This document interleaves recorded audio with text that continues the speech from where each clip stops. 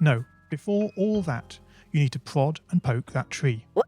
That is, understanding the coding difficulties you're expecting to face and try out any ideas to solve them. You may not be able to time travel, but at least this way you can get a good idea of how well your project is likely to go, and potentially save yourself a lot of time.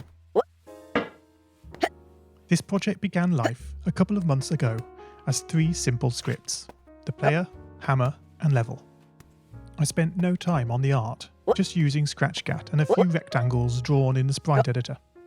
The scripts for the player quickly mocked up in a similar fashion to those I teach on my YouTube channel. With the hammer I had to improvise because I'd never done anything quite like that before, and boy did I prod and poke at those scripts. What I had imagined and the results I was achieving were hard to reconcile. The hammer and the player sprites would get stuck in the walls and ground, shake and jiggle and clip up to the top of the screen. Worst of all, when I tried the bread and butter action of lifting the player up upon the hammer, any tiny movement would throw the player into a crazy up and down motion as if bouncing upon a possessed pogo stick. Things don't always turn out as you want them to, and sometimes it's good to take a break.